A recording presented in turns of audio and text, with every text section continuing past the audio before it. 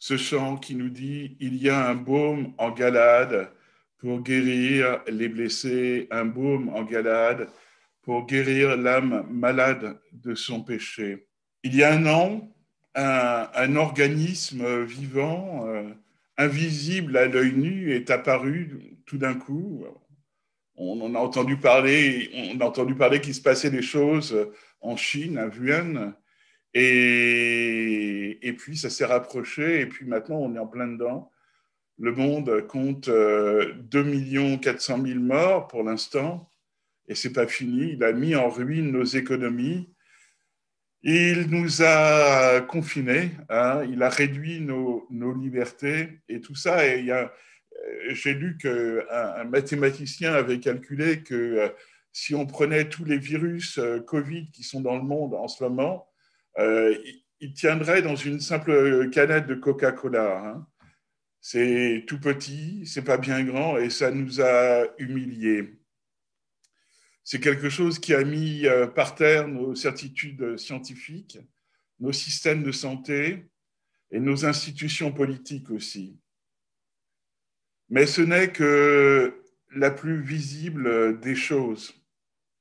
Et dans ces temps que nous allons passer ensemble autour de ce passage, ce que je voudrais, c'est que nous puissions avoir des réponses à donner au monde autour de nous, qui se pose des questions à propos de ce qui nous arrive. Et je pense également que ce message, nous pouvons nous en emparer pour trouver la paix, pour trouver la guérison également dans le Seigneur. Bienvenue à l'église Paris Espoir et Vie. Je suis Éric Mercantia, le pasteur de l'église, et c'est une joie pour moi de te retrouver pour notre culte en direct. Dans quelques instants, tu vas entendre la parole de Dieu, le message de Dieu pour ta vie, et je te retrouve immédiatement après. Alors, à tout de suite. Le baume en Galade. Il y a quelqu'un qui a crié il y a à peu près 2400 ans, c'est le prophète Jérémie. Et dans Jérémie, chapitre 8, et les versets 21 et 22 nous disent, alors Jérémie, c'est pas un prophète marrant, hein, dans notre, même en français, quand on parle de Jérémiade, hein, ça vient de Jérémie. Hein, c'est notre grand frère Jérémie qui était là avant nous. Et il dit la chose suivante dans Jérémie 8, 21, 22. « Je suis brisé par la douleur de la fille de mon peuple. Je suis dans la tristesse. L'épouvante me saisit. N'y a-t-il point de baume en Galade? N'y a-t-il point de médecin? Pourquoi la guérison de la fille de mon peuple ne s'opère-t-elle pas? N'y a-t-il point de baume en Galade? » Et aujourd'hui, nous pourrions nous lamenter tout comme Jérémie. Et qu'est-ce que nous dit ce passage? Il nous apprend les choses suivantes. Que le peuple souffre d'une maladie, d'une plaie, qu'il ne prend pas le bon remède. Et il nous dit la troisième chose, c'est qu'il y a un remède qui est délaissé, oublié, refusé. Nous allons, dans un premier temps, nous intéresser à la maladie, à la plaie. N'y a-t-il point de baume en Galade, pardon. Comme le disaient, les paroles du prophète résonnent avec beaucoup d'intensité, de pertinence aujourd'hui, alors que le monde globalisé souffre de douleur et d'angoisse. On sait ce qui se passe en Argentine, on sait ce qui se passe à New York, on sait ce qui se passe en Chine, partout.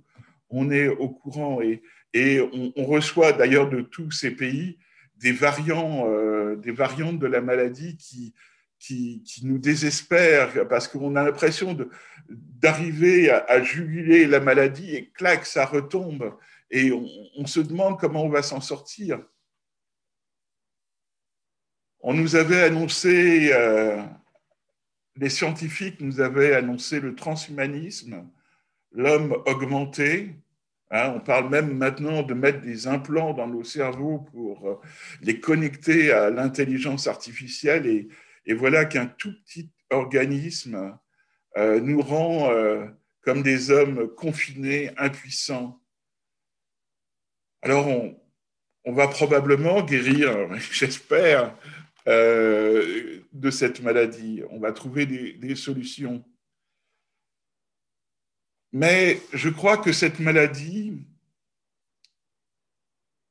elle ne fait que préfigurer, elle ne fait que symboliser une maladie qui est bien plus grave. Notre monde est malade. Notre monde est en décomposition.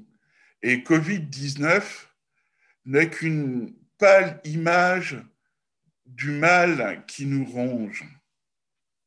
Alors, quand on parle d'une maladie, on parle des symptômes.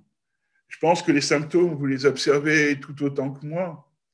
Les symptômes, c'est la division dans la société, la communautarisation, comme on dit, des conflits entre les hommes et les femmes, entre les origines ethniques.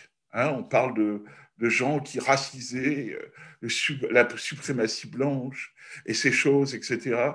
On divise la société en religion, en idéologie, et notre pays qui avait trouvé un équilibre après beaucoup de conflits religieux avait trouvé une forme d'équilibre au travers des lois de laïcité. Maintenant, elles commencent à être remises en cause. Il y a de la violence. Quand j'entends qu'on attire les pompiers et les médecins dans des traquenards pour les caillasser dans certains endroits, mais on se dit, mais où est-ce qu'on va? Où est-ce qu'on va? Dans notre monde, maintenant, on conteste l'autorité. Et il y a le corollaire de cela. Il y a le mauvais usage de l'autorité. Mais à tous les niveaux, on conteste l'autorité. On conteste l'autorité du gouvernement. Ça, c'est de bonne guerre, ça a toujours été comme ça.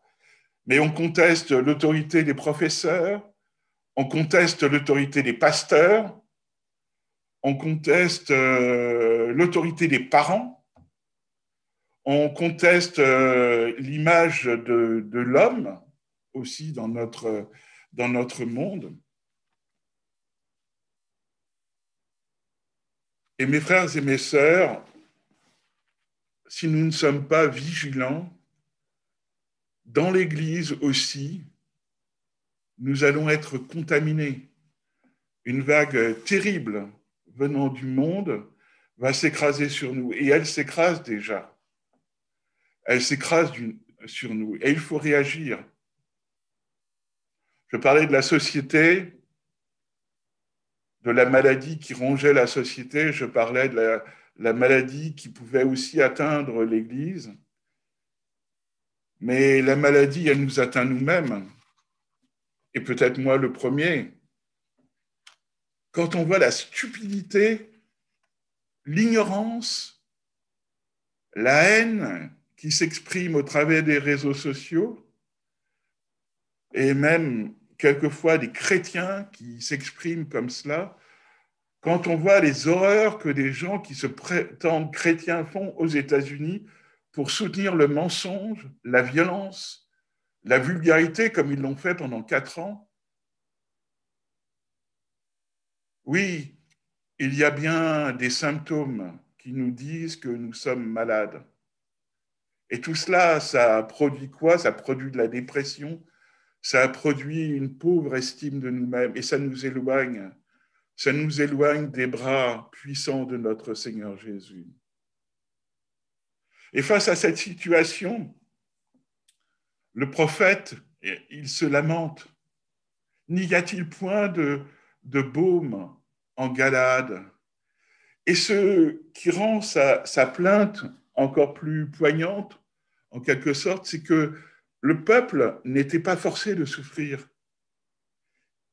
Il y avait une cure,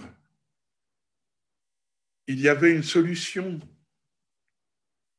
il y avait un baume, il y avait un moyen d'échapper à cette malédiction. N'y a-t-il point de baume en Galade? N'y a-t-il point de baume en Galade? Pourquoi? Pourquoi? Il y avait un baume, il y avait un adoucissant, il y avait un apaisement, et il n'était pas employé. Pourquoi est-ce qu'il n'était pas employé? Est-ce que ça peut nous apprendre quelque chose également sur nous-mêmes, sur notre situation? Alors, je crois qu'on peut imaginer plusieurs réponses. La première réponse qu'on peut avoir pour savoir pourquoi le bon traitement n'est pas utilisé, c'est qu'il peut y avoir un mauvais diagnostic. Si on se trompe sur l'origine des symptômes, de ce qui nous cause des effets de la maladie, les remèdes qu'on va donner ne serviront à rien. Alors maintenant, on sait que si, par exemple, on soigne une angine virale avec des antibiotiques, ça ne servira à rien. On ne fait qu'habituer nos corps aux antibiotiques et ça peut nous jouer des tours. En revanche, les antibiotiques, ces médicaments, vont être utiles pour une angine d'origine bactérienne. Alors, je ne suis pas médecin, je vais me faire taper sur les doigts après par Sandrine, mais je ne veux pas dire de bêtises, mais je crois que c'est bien ça ce qui se passe. Un médicament pour la tension ne va pas avoir d'effet sur un nez qui coule, a priori. Et notre pays se débat avec des problèmes, mais il ne fait pas le bon diagnostic. Et il y a sur une chaîne d'information que je regarde de temps en temps, et Eric aussi regarde cette chaîne d'information parce qu'on en parle ensemble quelquefois, il y a un chroniqueur, un débatteur, non, c'est pas Zemmour, hein, à chaque fois qu'il y a un problème, il dit mais il faut plus de moyens, il faut plus de moyens. Quels que soient les problèmes, il dit il faut plus de moyens, il faut plus de moyens. Il le dit avec un accent un peu marseillais d'ailleurs. Alors pour vaincre la délinquance, l'islamo-terrorisme, les inégalités, on entend il faut plus de moyens.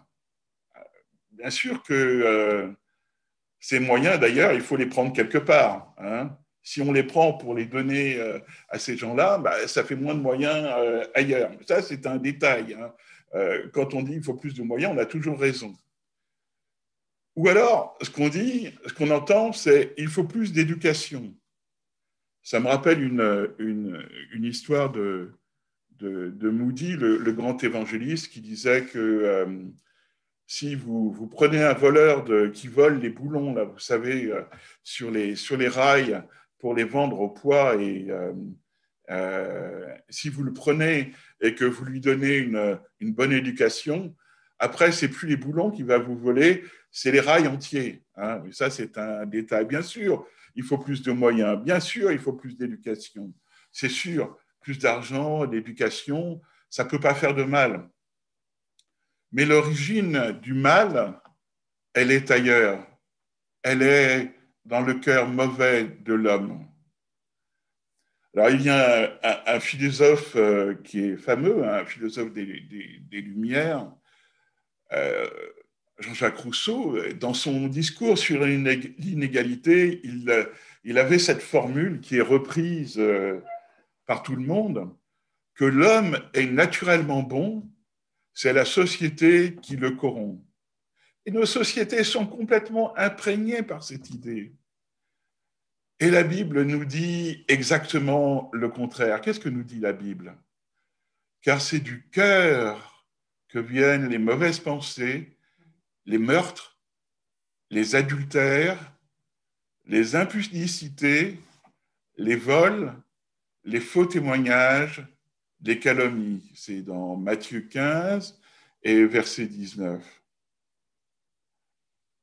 Non seulement la Bible nous le dit, mais nous savons que la Bible est vraie parce que l'observation de la réalité nous montre aussi le contraire.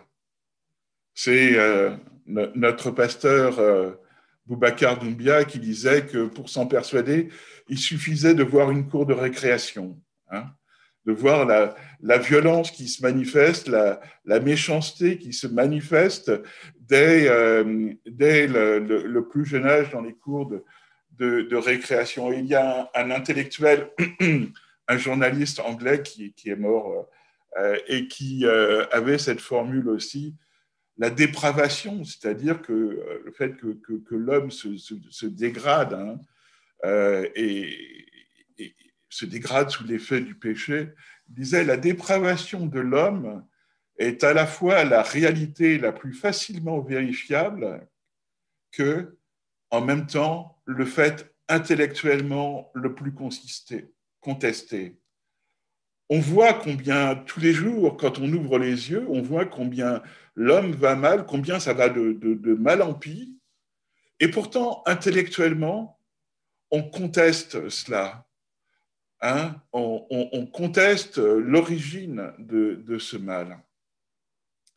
Et mes amis, ce n'est pas plus de moyens ou plus d'éducation qui vont changer les choses dans nos pays, dans nos familles. C'est pas ça qui va nous sortir de notre dépression nerveuse collective et individuelle. Ce qu'il faut, c'est que nous changions nos cœurs. Pourquoi n'y a-t-il point de baume en Galade? On a vu qu'il y avait une possibilité d'un mauvais et une réalité d'un mauvais diagnostic, mais également l'oubli, comme on oublie vite. Comme on oublie vite. Alors d'ailleurs, moi-même, j'ai recherché l'origine de cette citation et je pensais l'attribuer au général de Gaulle et je m'étais bien trompé. C'était le maréchal Pétain, qui est beaucoup moins en odeur de sainteté, si vous voyez ce que je veux dire.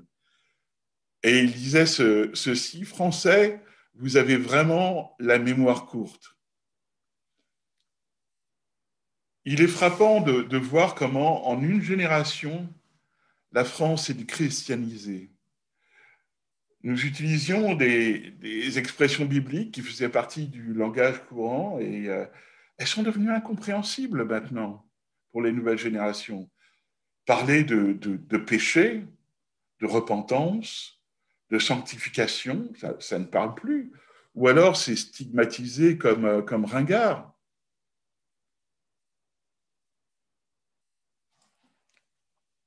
Là, je vais citer de grands auteurs.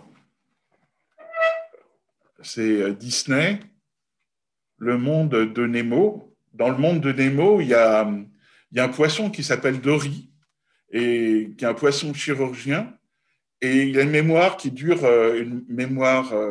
qui dure 10 secondes. Et il doit se répéter en boucle, nage devant toi pour ne pas dévier de sa course dans sa mission. Et je crois que non seulement les gens dans le monde, mais aussi les chrétiens ont une mémoire de poisson chirurgien. On oublie les bienfaits de Dieu. On oublie les bienfaits que nous ont fait les uns et les autres. On vient de passer un super culte. Alléluia, Amen. Et à peine fini, qu'est-ce qu'on dit? On dit, oh, troll, vous avez vu, la sœur, sa jupe, elle était vraiment courte. Hein, voilà, on retombe dans un esprit de jugement. On nous a dit qu'il ne fallait pas juger. Et moi aussi, hein, je fais partie de la bande. Hein, je ne me prétends pas meilleur que les autres. On dit, oh, hein, il aurait pu mettre une cravate. Hein, n'est-ce pas? Le pasteur, il aurait pu mettre une cravate. Ou, il ne parle pas très bien. Hein, je ne sais pas ce qu'il a. J'étais mou aujourd'hui. Hein. À peine fini, on commence à critiquer, on commence à oublier ce que nous avons entendu. Oh Seigneur, comme nous avons la mémoire courte. Quand on revient de l'église, alléluia, alléluia, on a encore de la musique chrétienne qui joue à fond dans les haut-parleurs, et puis il y a quelqu'un devant qui vous fait une queue de poisson. Et alors même si on n'exprime pas ce qu'on a dans le cœur, quelquefois ce qu'on a dans le cœur, c'est pas joli c'est pas joli du tout. Et on s'aperçoit que notre langue, elle est loin d'être bridée. Donc, je dis ça, mais je suis le premier. Donc, voilà, on est tous à demander la grâce du Seigneur et on est tous également à demander au Seigneur de nous rappeler qu'il y a un baume en Galade. En Galade. N'y a-t-il point de baume en Galade? Une troisième raison pour laquelle le baume qui existe n'est pas utilisé, c'est qu'il y a on pense qu'il y a des remèdes alternatifs. Alors, quand j'étais petit, quand j'avais mal à la tête, maman, j'ai mal à la tête. Elle prenait un verre, elle mettait de l'eau dedans, un comprimé d'aspirine et un peu de sucre. On remuait, on buvait et le sucre faisait passer un peu la pilule. Alors après, les laboratoires nous ont vendu des comprimés effervescents. Ah, moi, je ne sais pas si vous vous rappelez les comprimés d'aspirine effervescents, mais moi, je trouvais que c'était vraiment très drôle de mettre de l'eau et puis le comprimé, c'était très rigolo. Et puis après, alors c'était moins rigolo, c'était de l'aspirine en sachet. Ça n'avait aucun intérêt ludique. Et après, les labos nous ont sorti du Doliprane. Quand Patricia a mal à la tête, elle ne jure que par l'ibuprofène. Et tout ça, ça coûte plus cher, mais le bon vieil aspirine, il faisait très bien le job dans la plupart des cas. Alors, je sais qu'il y a des usages thérapeutiques qui sont légèrement différents. Bon, d'accord, mais quand on a mal à la tête, un coup d'aspirine qui coûte pas cher du tout, ça faisait très bien, très très bien le job. Alors maintenant aussi, il n'y a pas que ça, c'est qu'il y a les médecines douces. Alors on va utiliser des massages, de l'huile essentielle, de la poudre de perlimpinpin, etc. Tout ça, je vous explique, c'est que alors qu'on a un remède qui fonctionne très bien depuis longtemps, voilà, on s'ingénie à trouver des choses qui ne font pas tellement avancer le problème. Le peuple d'Israël, du temps de Jérémie, il avait là le temple avec l'Éternel, avec la gloire de Dieu, mais il cherchait d'autres remèdes à ces maux. Et il allait vers les Baals, vers Astarté, toutes sortes de divinités auxquelles il sacrifiait sur les hauts lieux. Et ils ont été jusqu'à sacrifier des enfants, des êtres humains, alors qu'ils avaient la solution. Jean-François Tipaka, dimanche dernier, nous parlait des faux dieux, des idoles modernes. Autant de remèdes alternatifs à nos problèmes qui nous éloignent de la vraie solution. Comme on disait avant, des cautères sur une jambe de bois. Les idoles modernes, elles ne font que dévorer nos ressources, notre temps, notre argent, mais elles ne peuvent pas panser la plaie. N'y a-t-il point de baume en Galade? Une autre raison, un autre point, et ça sera terminé pour cette première partie, c'est qu'on ne veut pas du remède. Pour guérir, il faut admettre qu'on est malade, aller voir un médecin, accepter de prendre le remède. Et c'est pas facile d'admettre que son cœur est mauvais. C'est plus facile de reporter la faute sur les autres. Et Sandrine ne me contredira pas, je crois qu'on est le plus souvent malade à cause de notre mode de vie. Ce qu'on mange, ce qu'on boit, comment on dort, ce qu'on respire, tout cela, le stress qu'on accumule également, tout cela crée des déséquilibres dans notre organisme, dans l'ordre qui a été voulu par Dieu, infiniment complexe, infiniment équilibré. Le monde est malade de par son mode de vie opposé à ce que Dieu avait prévu pour lui. Mais changer de mode de vie, c'est très douloureux. Arrêter de se droguer, arrêter la promiscuité sexuelle, arrêter de dire du mal des autres, c'est dur, c'est pénible.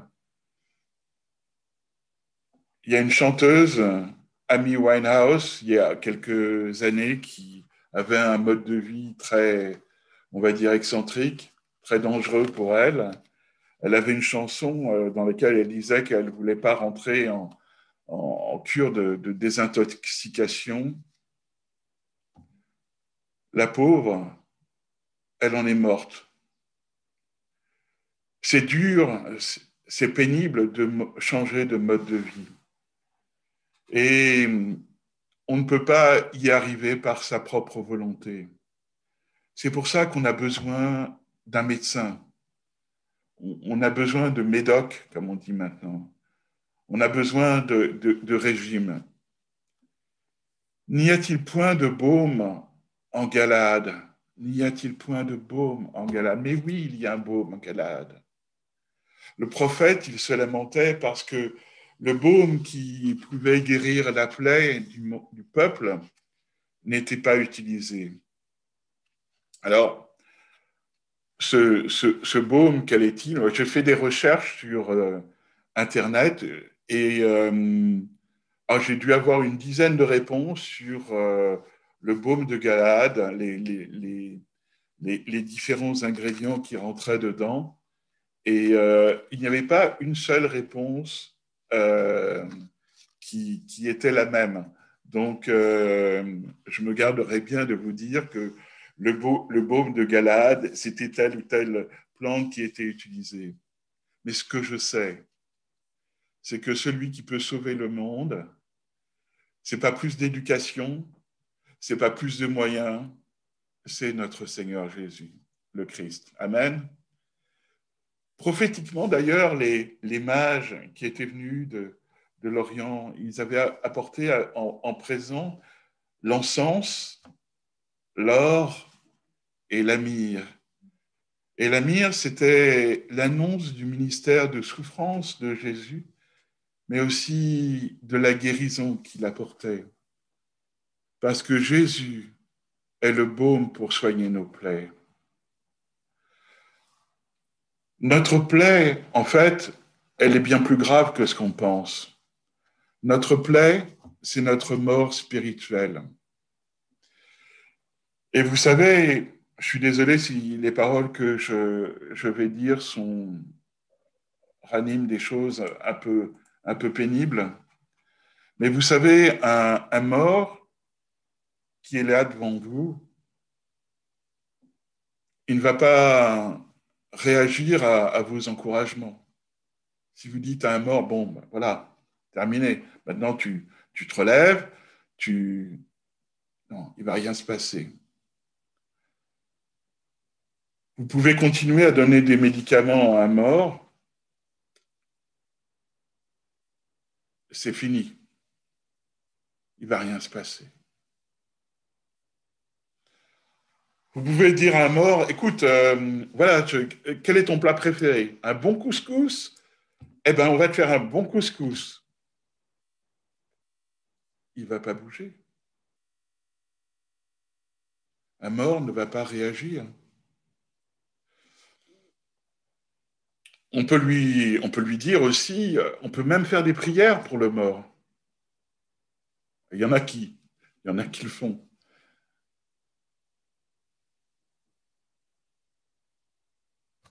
Il ne va rien se passer.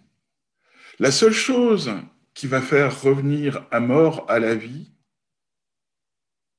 c'est quoi? C'est la vie elle-même. Jésus est le seul qui peut donner la vie. Pourquoi? Parce qu'il connaît la mort.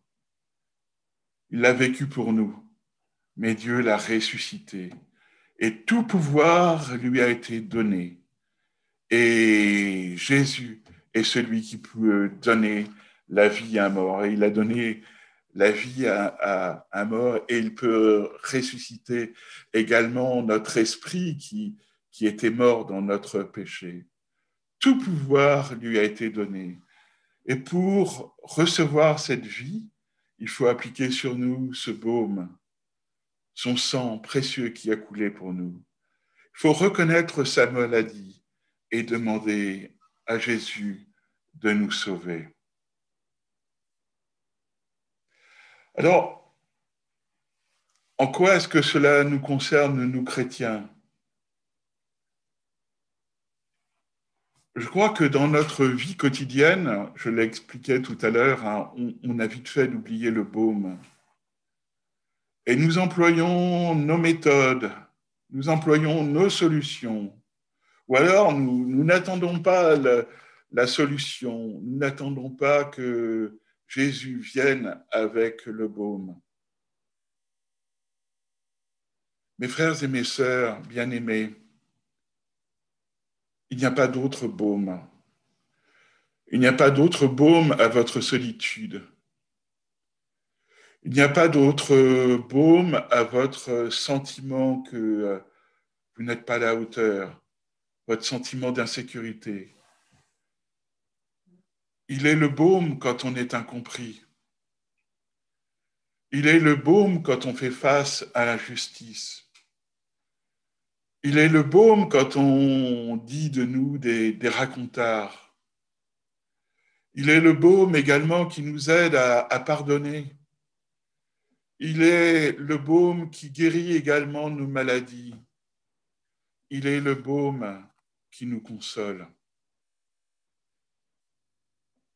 Il peut arriver que nous nous engagions dans des voies mortifères qui font du mal aux autres, à nous-mêmes, à l'Église. Revenons à Jésus. Il est doux. Il est humble de cœur. Et il est le baume de Galade. N'y a-t-il point de baume en Galade? Mais oui, mes frères et sœurs, il y a un baume en Galade. C'est Jésus-Christ, le Fils de Dieu, à qui tout pouvoir a été donné et qui va bénir votre âme. Amen. Seigneur, alors que nous avons partagé ta parole, tu connais les cœurs, Seigneur, de mes frères et mes sœurs. Tu vois leurs souffrances, tu vois leurs besoins de consolation. À certains, tu vois leurs besoins de guérison de leur corps. Ô Dieu puissant, alors que ta parole a été prêchée, alors que j'ai dit que tu étais le baume de Galade, hein, celui que nous attendions, celui dont nous avons besoin réellement, profondément, Seigneur, je te prie pour que tu guérisses, pour que tu bénisses, pour que tu nous fasses du bien. Amen. Bon retour parmi nous. J'espère que tu as été béni par la parole de Dieu, que tu as vécu un instant de communion avec Dieu et je t'invite à aller encore plus loin. Avec le Seigneur, il y a tellement plus pour ta vie. Rejoins-nous, abonne-toi à la chaîne YouTube, visite notre page Facebook ou le site internet, c'est juste en dessous. À très vite pour la suite.